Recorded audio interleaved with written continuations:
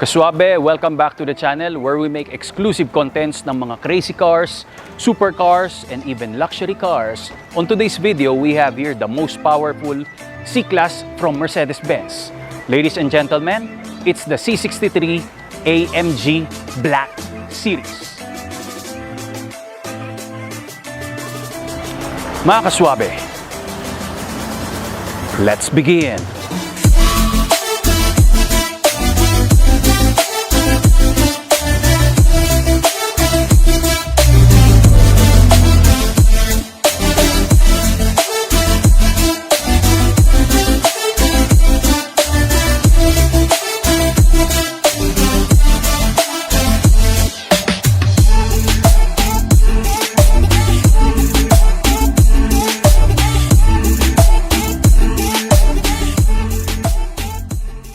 Magandang araw sa lahat ng mga kaswabe natin. Siyempre, shoutout muna tayo sa RDY. Dito nga pala yan sa Pasig Auto Camp. You should go here pag car enthusiast ka ng mga supercars. Nais ko rin pasalamatan ang mga channel partners natin because magwa 100k na tayo. Mag-comment ka lang. Malay mo ipik kita para sa ating raffle. Ang katabi nga pala natin ay hindi lang basta ordinary na C63 AMG. Pwede naman yung mga kaswabe. Pero ang ihahatid natin sa inyo, isa ito sa total na 800 units worldwide. We are very blessed because meron tayong Black Series dito. Hindi lahat ng mga car enthusiasts nakakakita ng ganito. Shoutout rin tayo sa mga owners ng C63 AMG, sila Archie and Manny, binabati ko kayo. Meron nga pala kaming video dyan na medyo nag-drag race sila, konting pull, fast acceleration, please check that out. Maybe naguguluhan kayo. Tandaan mo kaswabe, ang AMG, it's all about the tremendous power. It's the performance or power division department ng Mercedes-Benz. Meaning to say, yung AMG na yan, meron pang mas pinnacle of all AMGs. Diyan papasok ang Black Series because that one is to sharpen the brand of AMG and it is an enhancement and perfection pagdating nga pala sa performance. Para hindi ka masyadong maguluhan mga kaswabe, kung kilala mo si Taguro ng Ghost Fighter or Yu Yu Hakusho dahil batang 90s po tayo, si Taguro, siya ang Mercedes-Benz, pero pag nag-transform siya ng 100%, dyan papasok yung AMG. But, to the highest level, high on dynamics, tama, power and performance, yung nag 100% siya ng higit pa doon, yung final battle nila, doon papasok ang Black Series. Ganon katindi yung pagle-level up ng klase ng performance. The tremendous performance. Mahilig tayo sa performance, kaya dapat ikaw, magaling ka sa performance, kaswabe. Sinimulan ang Black Series noong 2006 with that SLK 55 Coupe. Up until now, nakapitong Black Series na po tayo na variants or 6 if I'm not mistaken.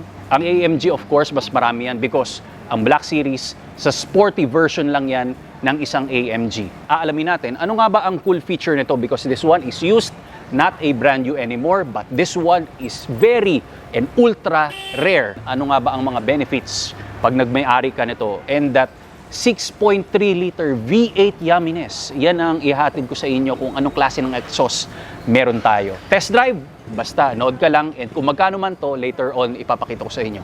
Mga kaswabe, let's begin.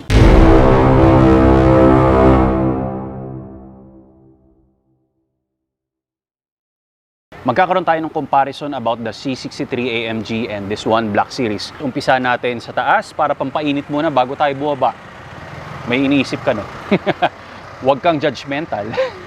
Sa bonnet nga pala natin, may dalawa kang packet dyan for heat extractors because napakalaki ng ating makina with that naturally aspirated. Kailangan meron tayong cold air dito, paangat doon yung hot air.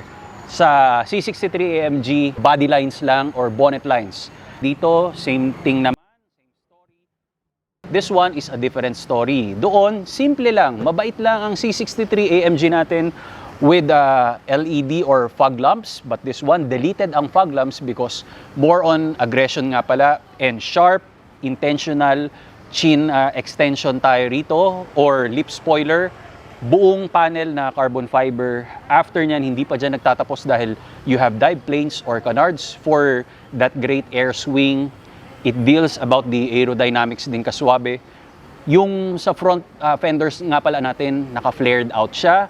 So, ibig sabihin, mas makapal, ang Black Series. Sumunod, may mga functional vents ka nga bala doon with that 6.3 badge na malaki. Pagdating sa rear fenders natin, flared out din. Sa likod, nandun pa rin yung functional na vents, different styling. Yung quad exhaust tips before, circular lang siya. But this one, rectangle. You have a big wing na carbon fiber na pwede siyang adjustable. Sa side skirt, may additional nga pala dyan.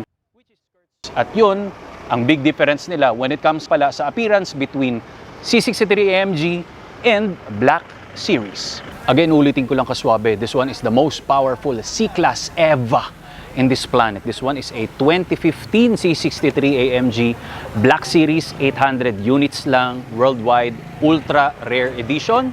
And this one goes toe-to-toe sa isang Porsche 911 GT3 RS and BMW M3 GTS. Ang engine specs, 6.3-liter V8 bi-turbo engine that gives 517 horses and 620 Nm of torque. 0 to 100 ay 4.2 seconds with a top speed of 302 kilometers per hour. Meron nga lang siyang limitation, 7-speed automatic transmission, rear-wheel drive, and you will see hand-built nga pala. Ito, the name of the builder, may plaki dyan. At kung tititigan mo mabuti, ang cover ng makina para siyang taong naka-flex na ganyan. Pinapakita niya ang pagiging muscle car niya from Germany. Anyway, kaswabe, kailangan natin mapakinggan kung anong klase ng exhaust sound system ang kanyang in-offer. Let's begin.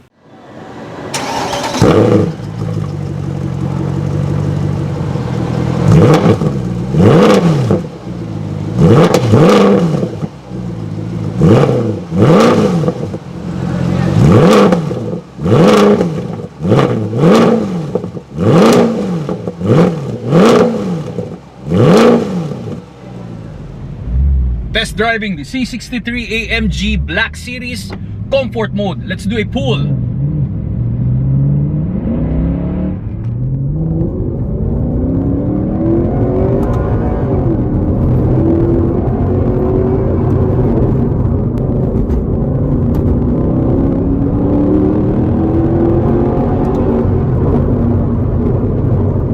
Super strong force, kaswabe. Ramdam kagad yung bagsik. Yeah! No way! Umabot ng stoplight. Uy! Gigil na me. Ito yung klase ng supercar na excited ka pag magkakaroon ka na ng pull or acceleration. Nabitin tayo eh. We are expecting na green light tapos biglang red light. Alam mo yung nandun na yung moment tapos biglang may humarang sa daanan mo. At kung pwede lang gigibain mo talaga yung moment. Parang eto na. We're here.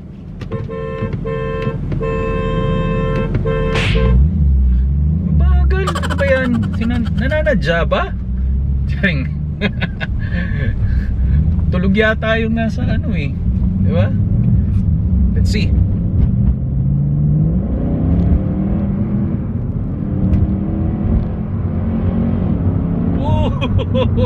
Nakakahilo.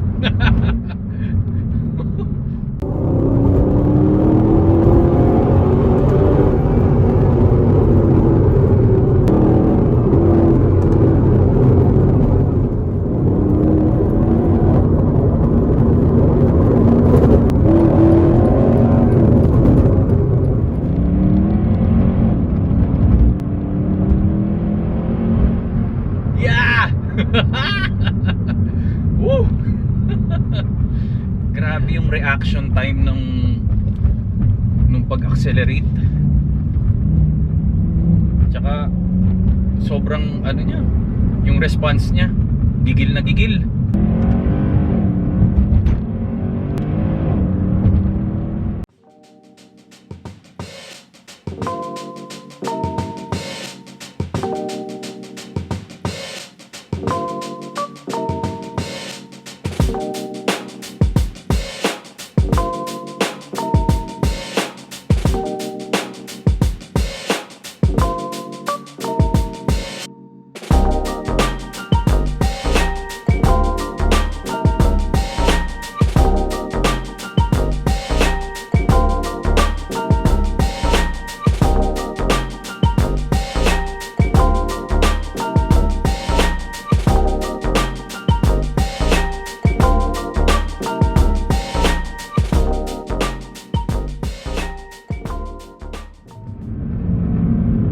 And we're done, kaswabe. Woo! What a great experience coming from this Black Series, kaswabe. Every shift points, super sharp, super intense. It's all hard, mga kaswabe. If you want an insane performance, yung ramdam mo talaga yung paglipat ng bawat gears, ay, suggestion ko, may in love ka sa isang AMG plus yung perfection ng Black Series, okay? Another enhancement, even though kahit hindi to latest, kaswabe, na 2020 or what, because ang Black Series is for 2012 nag-start, okay? This one is 2015. Hindi ko lang masyadong kabisado kung paano yung mga naging transition. This one is a used AMG. Isipin mo 800 lang to, pero grabe, alam mo, ayan oh. Alam mo, nanonood ka ng pelikula, kaswabe, tapos suspense, may magpapatayan, may magsasaksakan, ganun yung mararamdaman mo at mauubusan ka ng lakas after. Kasi syempre ano ka naman, sa sobrang galak at sa sobrang pleasure na mararamdaman mo rito, kaswabe. And I'm very comfy naman sa seats natin, kaya lang yung headrest, hindi lang ako sanay mag-drive ng ganito. Talagang luxurious ang kanyang forma ng bucket seat. Kanina parang nahihilo ka sa super power na ibinibigay niya, pero alam mo, pag gusto mong hindi boring, gusto mong pangmatindihan yung galawan, tapos yung torque niya around nasa 600 plus. It's a bad boy image pag naka AMG ka. Kaswabe, welcome sa interior ng ating Black Series. Wherein, hindi ko lang masyadong magagawa ng perfect ang comparison when it comes sa C63 AMG, because syempre maliliit yung mga details natin dito sa loob. Not unlike yung exterior, we have sharper eyes, madali lang intindihin lahat kung ano yung mga differences.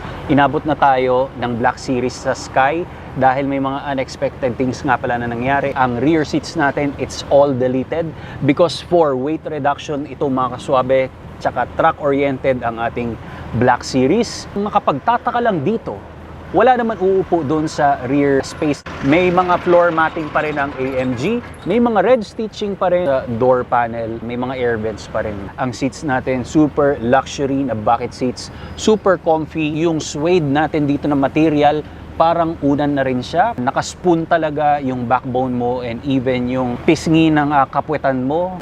Very aggressive na seatbelt.